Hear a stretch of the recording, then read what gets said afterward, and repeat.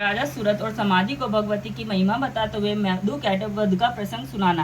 प्रथम चरित्र के ब्रह्मा ऋषि, महाकाली देवता, गायत्री छंद, नंदा शक्ति, रक्त दंडिका का बीज, अग्नि तत्व और ऋग्वेद स्वरूप है। श्री महाकाली देवता की प्रसन्नता के लिए प्रथम चरित्र के जप में विनियोग किया जाता है। भगवान विष्णु के सो जाने पर मधु और कैटव को मारने के लिए कमल जन्मा ब्रह्मा जी ने जिनका स्तवन किया था, उन महाकाली देवी का मैं सेवन करता हूँ।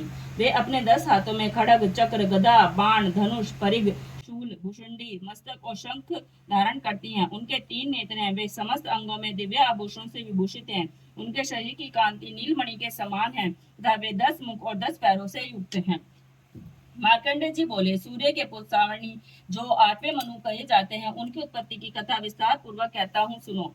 सूर्य कुमार महाभाग सावर्णी भगवती महामाया के अनुग्रह से जिस प्रकार मवंतर के स्वामी हुए, वही प्रसंग सुनाता हूँ। पूर्व काल की बात है। सुरोचिष मनवंतर में सुरथ नाम के एक राजा थे, जो चैत्र वर्ष में उत्पन्न हुए थे।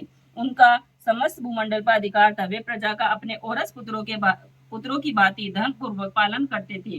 तो भी उस समय कोला विध्वंसी नाम के क्षत्रिय उनके शत्रु हो गए। राजा सूरत की दंड नीति बड़ी प्रबल थी। उनका शत्रुओं के साथ संग्राम हुआ। यद्यपि कोला विध्वंसी संख्या में कम थे, तो भी राजा सूरत युद्ध में उनसे परास्त हो गए।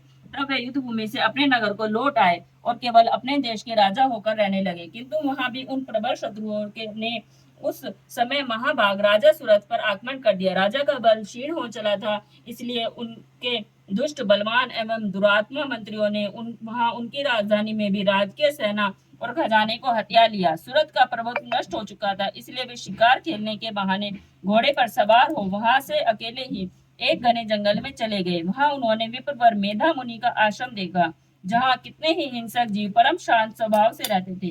मुनि के बहुत से शिखर विचरते हुए कुछ काल तक रहे, फिर ममता से आकृष्टित होकर वहां इस प्रकार चिंता करने लगे, पूर्व काल में मेरे पूर्वजों ने जिसका पालन किया था, वही नगर आज मुझसे रहित है। पता नहीं मेरे दुराचारी वृत्यगण उसकी धर्म पूर्वक रक्षा करते हैं या नहीं। जो सदा मद की रक्षा करने वाला और शूरवीर था, वह मेरा प्रधान हाथी अब शत्रुओं के अधीन होकर न जाने किन भोगों को भोगता होगा।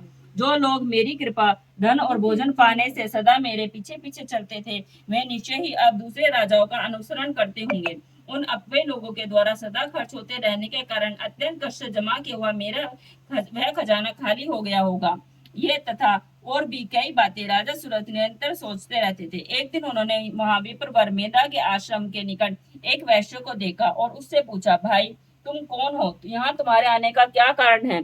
तुम क्यों शोकग्रस्त और अनमने से दिखाई देते हो? राजा सूरत का यह प्रेम पूर्वक कहा हुआ वचन सुनकर वैश्य ने विनीत भाव से उन्हें प्रणाम करके कहा। वैश्य बोला, राजन, मैं धनियों के कुल में उत्पन्न एक वैश्य हूँ। मेरा नाम समाधि है। मेरे दुष्ट पुत्री स्त्री ने धन के लोभ में मुझे घर से बाहर निकाल दिया। मैं इस समय धन, स्त्री और पुत्रों से वंचित हूँ। मेरे विश्वसनीय बंधुओं ने मेरा ही धन लेकर मुझे दूर कर दिया है, इसलिए दुखी होकर मैं वन में चला आया हूँ। यहाँ रहकर मैं इस बात को नहीं जानता कि मेरे पुत्रों की, स्त्री की और स्वजनों की कुशल है या नहीं।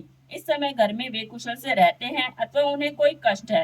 वे मेरे पुत्र कैसे हैं? क्या वे सदाचारी हैं अथवा दुराचारी हो गए हैं? राजा ने पूछा, जिन लोभी स्त्री, पुत्र आदि ने धन के कारण तुम्हें घर से निकाल दिया, उनके प्रति तुम्हारे चित्त में इतना स्नेह का बंधन क्यों है? वैश्य बोला, आप मेरे विषय में जैसी बातें कहते हैं वह सब ठीक है, किंतु क्या करूं? मेरा मन निष्ठुरता धारण नहीं करता। जिन्होंने धन के लोभ में पड़कर पिता के प्रति स्नेह, पति के प्रति प्रेम तथा आत्मजन के प्रति अनुराग को तिलांजलि दे मुझे घर से निकाल दिया है, उन्हीं के प्रति मेरे हृदय में इतना स्नेह है। महामते, गुणहीन बंधुओं के प्रति भी जो मेरा चित्त इस प्रकार प्रेम मग्न हो रहा है, यह क्या है? इस बात को मैं जानकर भी नहीं जान पाता हूँ। उनके लिए मैं लंबी सांसें ले रहा हूँ। मेरा हृदय अत्यंत दुखित हो रहा है। उन लोगों में प्रेम का सर्वथा अभाव है, तो भी उनके प्रति जो मेरा मन निष्ठुर नहीं हो पाता, इसके लिए क्या करूं? मार्कंडेय जी कहते हैं, तो ब्राह्मण तदंतर राजाओं में श्रेष्ठ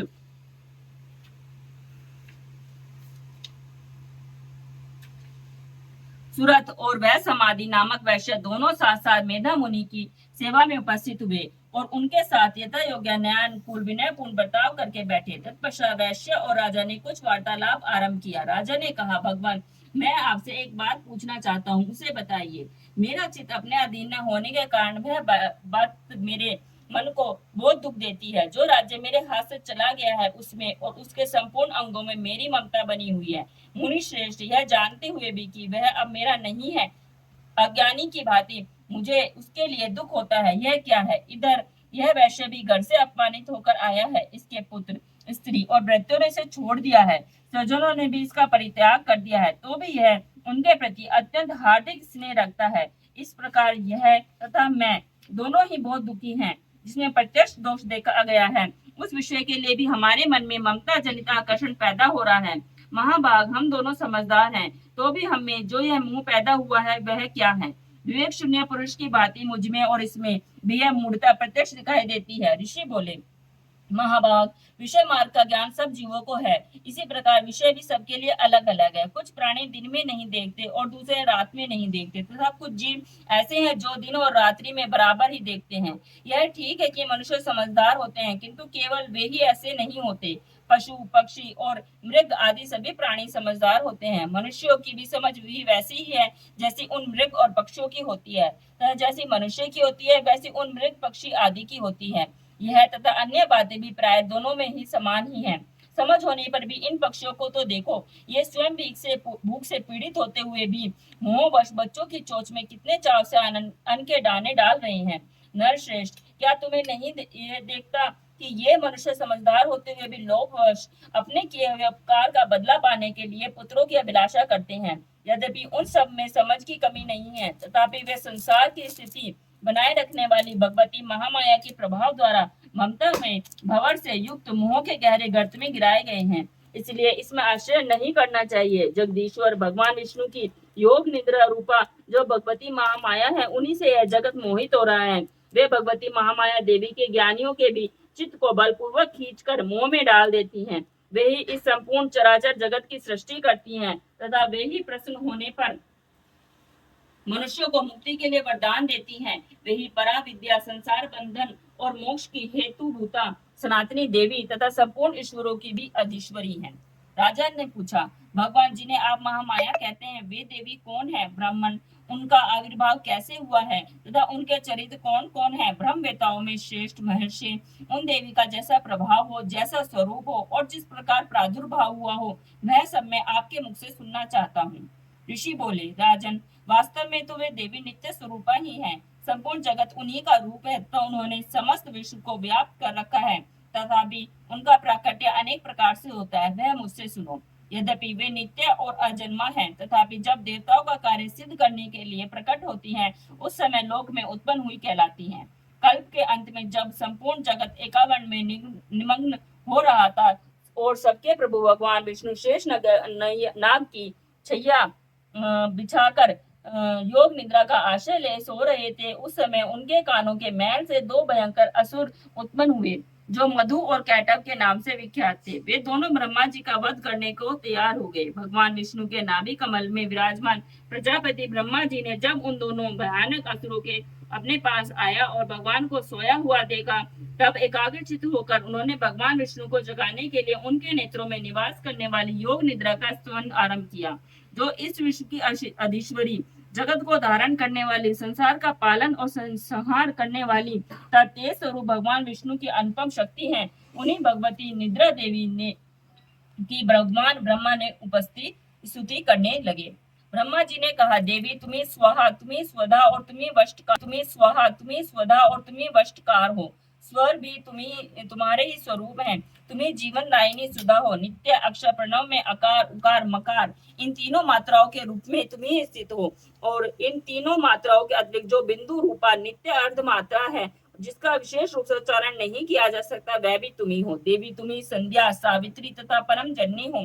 देवी तुम्ही इस विश्व ब्रह्मांड को धारण करती हो। तुमसे ही इस जगत की सृष्टि होती है, तुम्ही से इसका पालन होता है, और सदा तुम्ही कल्प के अंत में सबको अपना ग्रास बना लेती हो। जगन्मयी देवी, इस जगत की उत्पत्ति के समय तुम सृष्टि रूपा हो, पालन काल में स्थिति स्वरूपा हो, और कल्पांत के समय संहार रूप धारण करने वाली हो। तुम्ही महाविद्या, महामाया, महामेधा, महास्मृति, महामोह रूपा, महादेवी और महासुरी हो। तुम्ही तीनों गुणों को उत्पन्न करने वाली सबकी प्रकृति हो।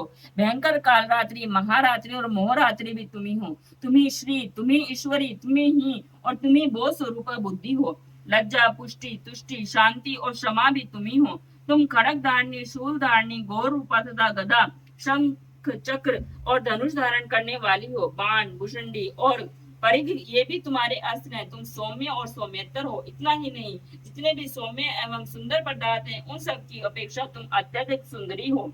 पर और अपर सबसे परे रहने वाली परमेश्वरी तुम ही हो। स्वस्वरूपे देवी, कहीं भी सत असत रूप से जो कुछ वस्तुएं हैं उन सब की जो शक्ति है वह तुम ही हो। ऐसी अवस्था में तुम्हारी स्तुति क्या हो सकती है? जो इस जगत की सृष्टि, पालन और संहार करते हैं, उन भगवान को भी जब तुमने निद्रा के अधीन कर दिया है, तब तुम्हारी स्तुति करने में यहाँ कौन समर्थ हो सकता है? मुझको, भगवान शंकर को तथा भगवान विष्णु को भी तुमने ही शरीर धारण कराया है, अतः तुम्हारी स्तुति करने की शक्ति किसमें है? देवी, तुम तो अपने इन उदार प्रभावों से ही प्रशंसित हो। ये जो दोनों दुर्दर्श असुर मधु और कैटब हैं, इनको मुंह में डाल दो और जगदीश्वर भगवान विष्णु को शीघ्र ही जगा दो। साथ ही इनके भीतर इन दोनों महान असुरों को मार डालने की बुद्धि उत्पन्न कर दो। ऋषि कहते हैं, राजन, जब ब्रह्मा जी ने महा मधु और कैटब को मारने के उद्देश्य से भगवान विष्णु को जगाने के लिए तमोगुण की अधिष्ठात्री देवी योग निद्रा की इस प्रकार स्तुति की, तब वे भगवान के नेत्र, मुख, नसिका, बाहु, हृदय और वक्ष स्थल से निकलकर अव्यक्त जन्मा ब्रह्मा जी की दृष्टि के समक्ष खड़ी हो गई। योग निद्रा से मुक्त होने पर जगत के स्वामी भगवान जनार्दन उस एकावंट के जल में शेषनाग की शैया से जाग उठे। फिर उन्होंने उन दोनों असुरों को देखा। वे दुरात्मा मधु और कैटब अत्यंत बलवान तथा पराक्रमी थे और क्रोध से लाल आंखें किए ब्रह्मा जी को खा जाने के लिए उद्योग कर रहे थे। तब भगवान श्री हरि ने उठकर उन दोनों के साथ 5000 वर्षों तक केवल बाहु युद्ध किया। वे दोनों भी अत्यंत बल के कारण उन्मत्त हो रहे थे। महामाया ने भी उन्हें मुंह में डाल रखा था, इसलिए वे भगवान विष्णु से कहने लगे, हम तुम्हारी वीरता से संतुष्ट हैं, तुम हम लोगों से कोई वर मांगो। श्री भगवान बोले, यदि तुम दोनों मुझ पर प्रसन्न हो तो अब मेरे हाथ से मारे जाओ। बस इतना सही मैंने वर मांगा है, यहाँ दूसरे किसी वर से क्या लेना है। ऋषि कहते हैं, इस प्रकार धोखे में आ जाने पर जब उन्होंने संपूर्ण जगत में जल ही जल देखा, तब कमल नयन भगवान से कहा, जहाँ पृथ्वी जल में डूबी हुई ना हो, जहाँ सूखा स्थान हो, वहीं हमारा वध करो। ऋषि कहते हैं, तब तथास्तु कहकर शंख, चक्र और गदा धारण करने वाले भगवान ने उन दोनों के मस्तक अपनी जगह पर रखकर चक्र से काट डाले। इस प्रकार ये देवी महामाया ब्रह्मा जी की स्तुति करने पर स्वयं प्रकट हुई थी। अब पुनः तुमसे उनके प्रभाव का वर्णन करता हूँ, सुनो। इस प्रकार श्री मार्कंडेय पुराण में सार्वजनिक मनवंतर की कथा के अंतर्गत देवी महात्म्य में मधु कैटभ वध नामक पहला अध्याय पूरा हुआ। बोल शेरा वाली माता की जय।